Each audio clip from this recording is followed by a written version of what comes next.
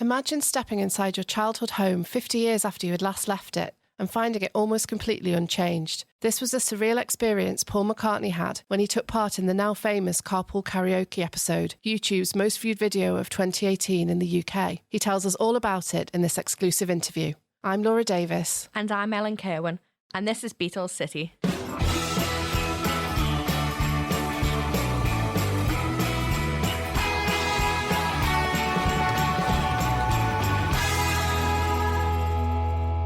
If you enjoy the podcast and want to help us grow and reach more Beatles fans, make sure you rate, review and subscribe to the Beatles City podcast.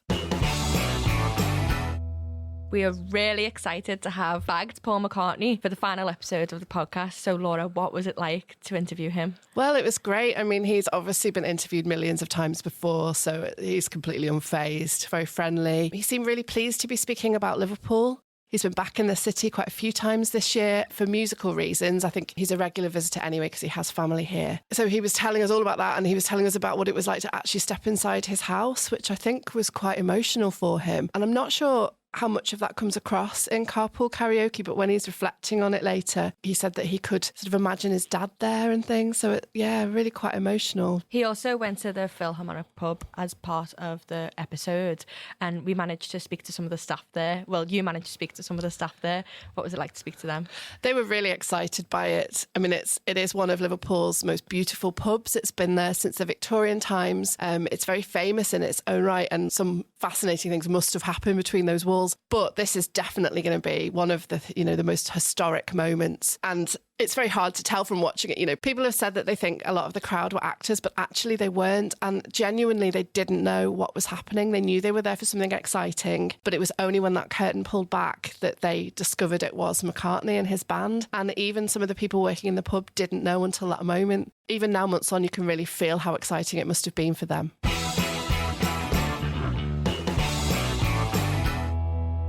Hello. Hi, Paul. Thank you so much for sparing the time.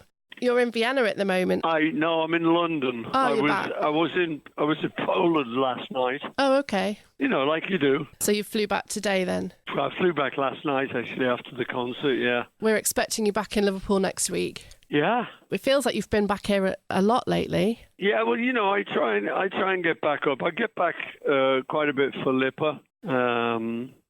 Which is a great place. I love it. I love the spirit there. And actually, the great thing is I've got 3 horn players who are in the current show, and 2 of them are actual Lipa guys. Oh, that's brilliant. So it is amazing. It's like a real payoff for the college. It's like I never expected to work with some of the students, so it's great. Yeah. And they're really good, so that's going to be great. Yeah, that's really exciting for them. Yeah. I mean, Lipa seems to be, you turn up every year for the graduation and you're there other times as well.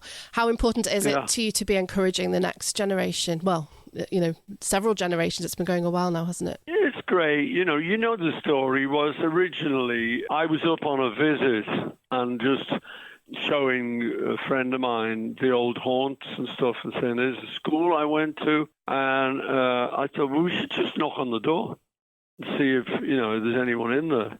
And there was just a caretaker who came to the door, and I managed to persuade him to let me have a look around. And it was in such a sort of derelict state that it was kind of shocking. It was like, oh my God, what's happened? Yeah. And it was at a time when Liverpool wasn't going through a great period.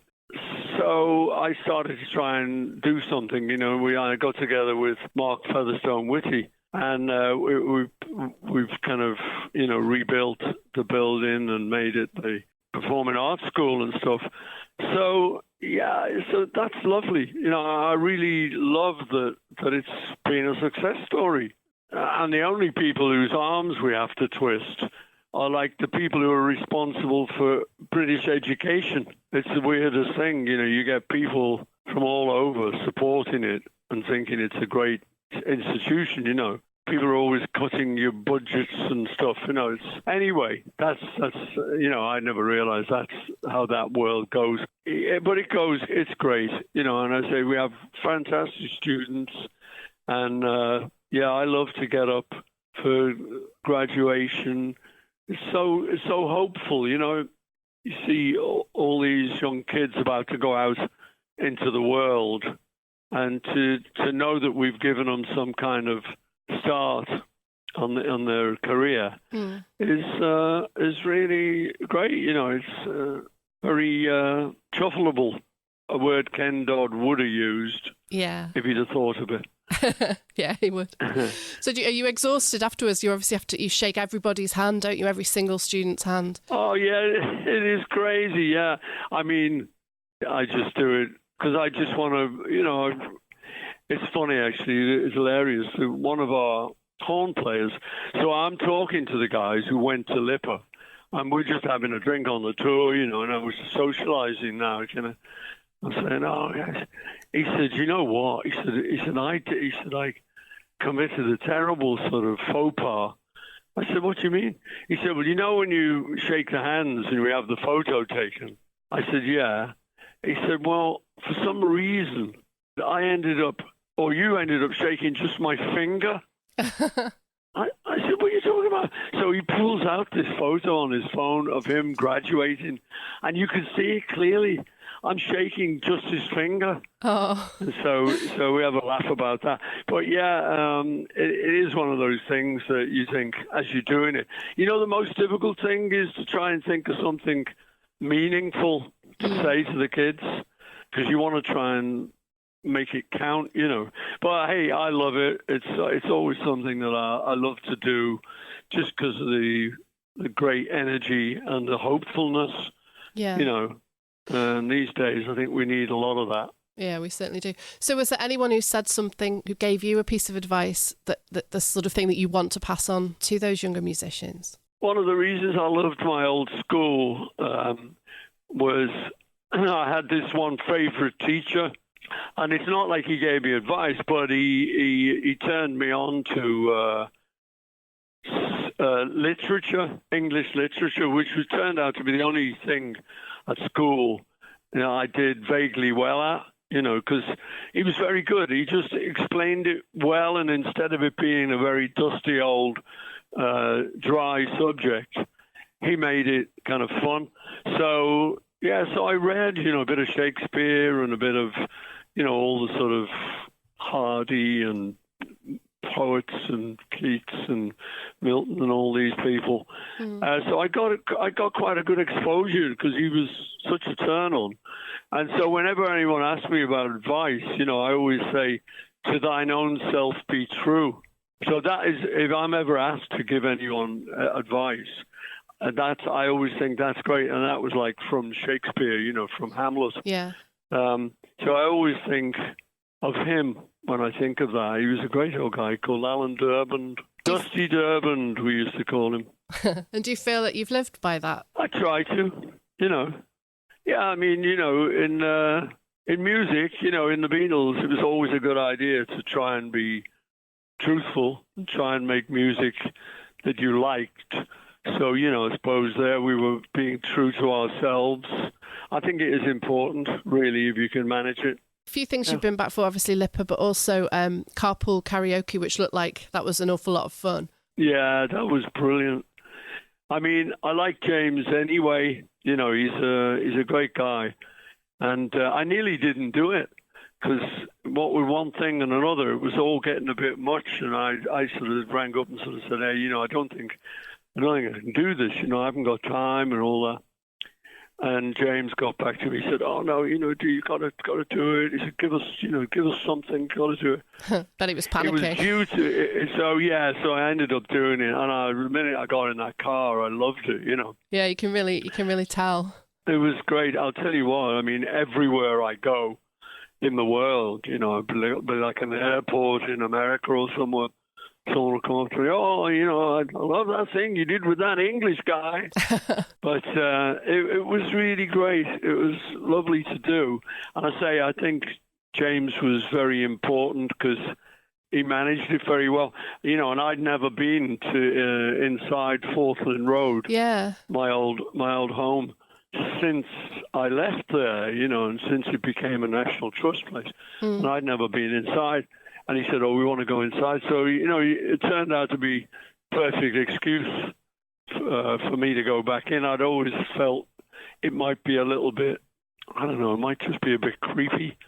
But actually, when I got in there, I was loving it. I was giving all, I could have stayed in there hours. The funniest bit was, though, I don't think it ever came out in the film, was the lady who looks after it, like what do they call her, curator or something. Yeah. She was showing us around, and then when we were leaving, she asked us to pay. And I said, "What? You kidding?" She said, "No, I forget what it was. It was like $5 or something each." We're going, "What?" I said, "This is my old bloody house." She said, "Well, still." I said, "Who's this go to?" And we were thinking, "Oh, okay, go on." Thought it might have gone to her. She said, "No, National Trust." I said, "Oh, all right, go on then." Good cause. So that was funny. So both of us forked up £5 each or whatever it was. I suppose for most people, if they went back to their old house, it would have moved on. But they've obviously tried to take that back to when you were living there. What was it like stepping inside? Well, it was great actually, because I thought about it many times over the years and talked to people about it. Said, we used to live in this little house, and I have so many memories that actually going back in it was kind of magical, because suddenly it wasn't remembering it. It was being in it. And, there it was. I could see my dad sort of sitting there, with his pipe, watching the telly and playing the piano and stuff. And I could, in the back room where we went in, me and James, I could see me and John writing songs in there, me and George practicing and stuff. And in the little kitchen, I remember cooking there for the evening meal, because I was like first home from school. So my dad used to come into the cavern and he'd give me like half a pound of sausages or whatever it was. And he'd say, and I'd take it home and I'd cook that so it'd be ready for when he came home. So, all those little memories, and then a little bedroom. I remember, with my guitar practicing. And then the other thing did get in there, in the toilet. Oh, yeah. Which was the best acoustics in the house, Our kid always used to say, "God, you sat in there for hours," But, so it was lovely. I really liked it, and you could tell, and it was amazing because then suddenly a little crowd had gathered. I don't know how they found out, but somehow.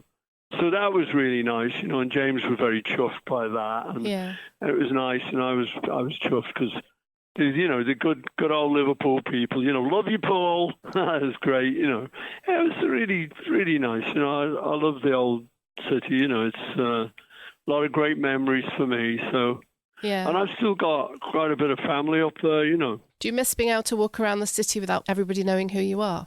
Not really. People do recognise me. I always think if I stick a hat on or sunglasses, not going to recognize.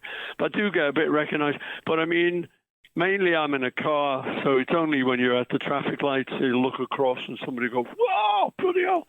And so you wind down, you roll down the windows and stuff, and then sort of say, "Hey, what are you doing? Where are you off to?"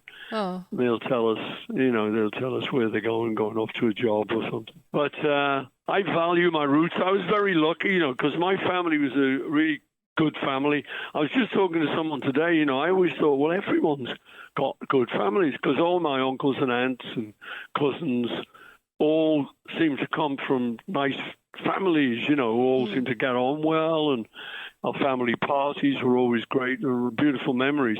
So I always thought everyone had those kind of families. But it was only later on that I realized it's not true. Someone like John was very unlucky because his dad left home when John was 3 years old. Yeah. So, it made me value my family and the people I came from, and the town I came from. So it's always left me with, great feelings for the place. That's wonderful that you still feel that way about the city. I love it. It's the people there are totally crazy, but then so am I. So we're okay. And one of the things is what's going to be nice is with the tour, we've been to sort of Japan and we've been to, Paris, Copenhagen, Poland, all of these places with this tour. Austin, Texas, and everywhere, you know. But they always say to my promoter, it'd be great. I love the idea of bringing it home. Yeah. You know, so that's going to be lovely, bringing it back to Liverpool. And especially with two of the horn players being Lipper students. So yeah, that's we've got fair. a lot going. So we're looking forward to it. You know, it's going to be great. Would you mind if I asked very quickly about what it was like returning to the cavern? It's lovely, you know. I mean, my little pet grouse is that it's not where the cavern was, but I don't want to get petty. You know what the truth is? I always want them. I figure if you can do an archaeological exploration of the pyramids, you surely can do one of the cavern. Yeah. I want them to dig it up and take all the landfill out of the old cavern and expose that for what it was. I don't even know if it's still there. But anyway, you know, that would be my long-term goal. So one of these days, you never know, somebody may say, yeah, it's worth it, you know. I don't even know if it's possible, but, you know, I'm always saying to people, I wish they could do that, you know, uncover the original one, bring that back to how it was. But anyway, so the nearest thing is the one that we have now. And that's great. That's great too. You know, it's just not the real one. So when someone like me is going back to the cavern, I'm thinking, yeah, well, not quite. It's not the cavern, but it's a nice venue on the site of very near where the cavern was, kind of thing. You know. Yeah. So it's great. I mean, the atmosphere is great, and you know, the audience is always great. You know, you've always got a few wags up front. You know, right, Paul. All right, mate. How you doing, mate? So it was great. It was a great atmosphere. You know, it was lovely to play there. I like playing small clubs anyway, and obviously if you're playing a small club, then cavern for me is the mecca. You know. Yeah, absolutely. And did it take you back? Did it feel like those days at all?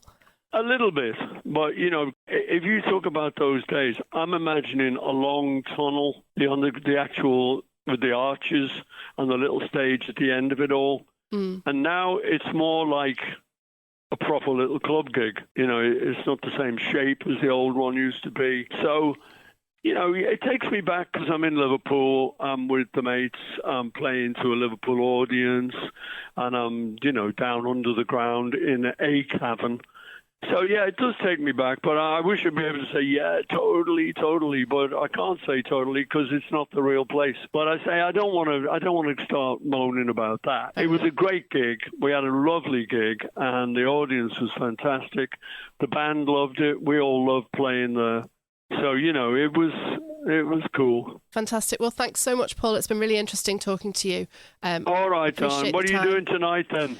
Next week I've got a certain date at the Aqua Arena, so I'm looking forward to seeing you perform there. Whoa, great! Well, have a good one this evening. Oh, thank you. Take care. And remember, tell everyone no alcohol. No alcohol. Good advice. And I'm sure you'll stick to that. Yeah, absolutely. So anyway, have a drink on me. Thanks. Take care now. See you now. Bye. Bye. I'm here in the Philharmonic pub in Liverpool with Gareth Williams, who's the area manager for Nicholson's, and Lisa Tyra, who's front of house. You had a very special guest here in the summer, Paul McCartney. Can you tell us how all that came about? We had a phone call from a location scout beginning of June, about the week before the programme got recorded, and they asked if they could use the Philharmonic for a private event. At that time we didn't know what it was, and eventually found out it was for Paul McCartney Carpool Karaoke, so obviously we said yes, and that's what came about. Was there much you had to do to prepare? Not really. It was more, we just had to make sure the pub was closed on the Saturday, and we obviously, because it was very low key, as much as we could, we weren't really allowed to tell anybody, so we had to keep everything under our hats, which was quite difficult, to be honest with you, when you knew that was potentially going to happen. And what were people's reaction when they came in? So the people that were here didn't know it would be McCartney?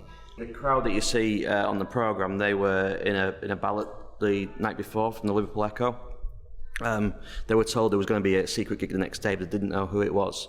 And they were kept in the restaurant next door till it was about 3 o'clock in the afternoon, I think. And then they slowly came into the room where McCartney was playing, and obviously they were quite excited when they came in because they didn't know really what was going on. Did they have to bring a lot of equipment to do the gig? Yeah, the pub was the pub was chocker of technical equipment. It was really interesting to see because it was wall to wall with high tech gear, which I've never seen before, to be honest. Yeah, and you rigged up there was a curtain, wasn't there? In the So there was a temporary stage built in the Grand Lounge, which is the big room to the right as you come in, and they put a temporary bar in as well, and a jukebox, which was part of the programme and the idea behind the gig and how it worked out.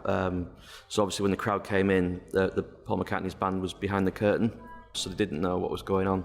And then as you saw it on the programme, that's how it happened. So somebody came in, put a song on the jukebox, and then obviously Hard Day's Night kicks in and the curtain opened and everybody's a little bit surprised. I think there's been a few people think it was all actors, but it wasn't. It was genuine surprise in the programme. So people think that the crowd were actors, but they were real people. There's been some feedback on some social media reviews saying, some of them are clearly actors, but they generally weren't actors. I'm not sure you could fake it. They looked like they were having an amazing time. No. There was one old lady on it you see at the very start of the song, and she was obviously loving it.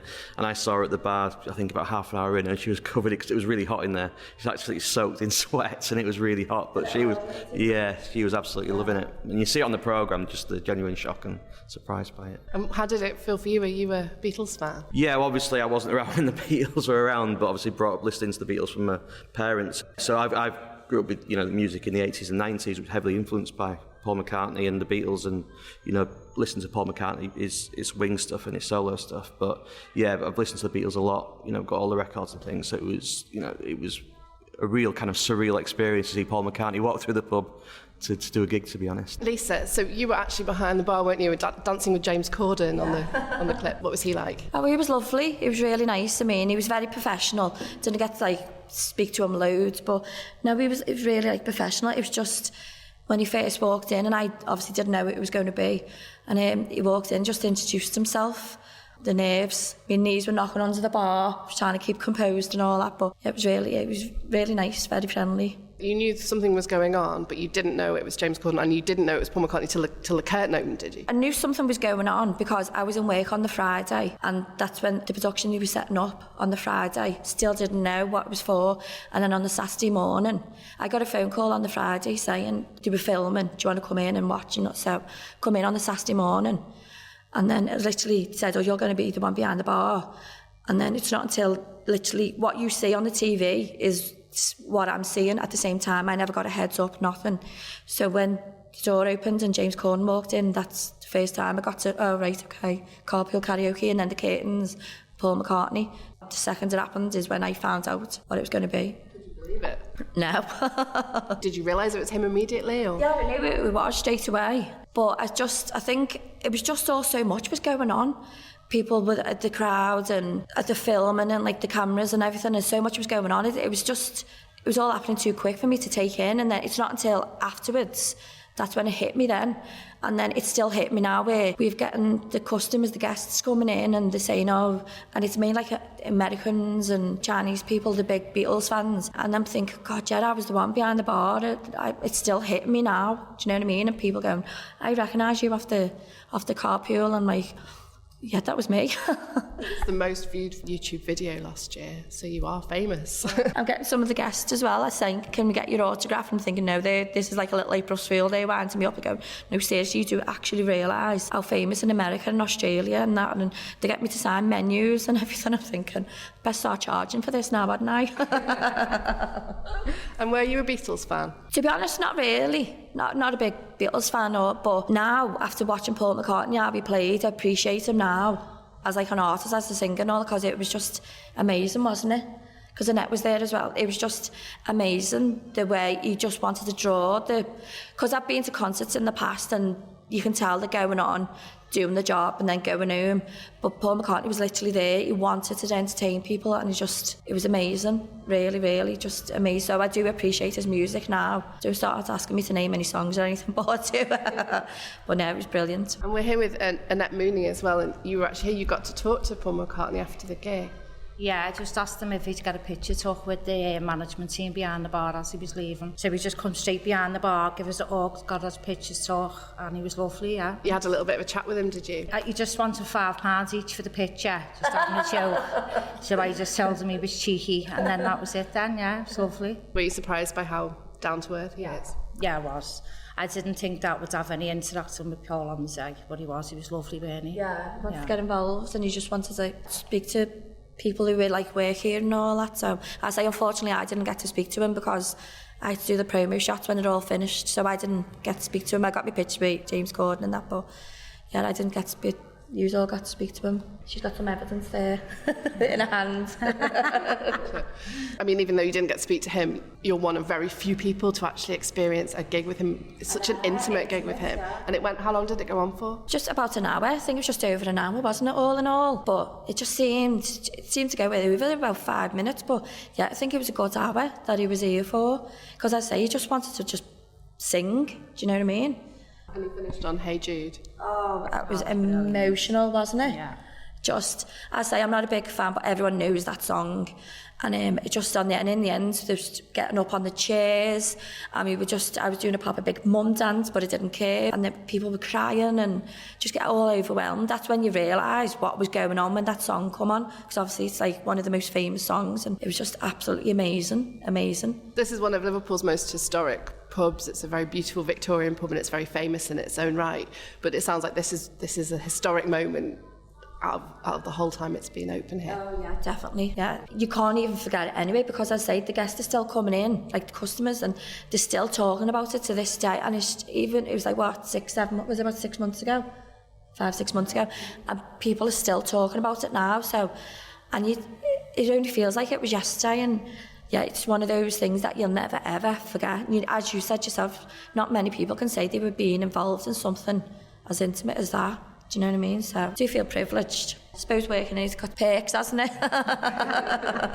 And Gareth McCartney said that he had come to this pub before when he lived in Liverpool, but you were saying to me earlier that it's John Lennon who's best known for coming here. There's a story downstairs where John Lennon apparently said when he became famous, the biggest downside to being famous was not being able to drink in a Philharmonic anymore, which is a good story, and I think that gets told by quite a few people.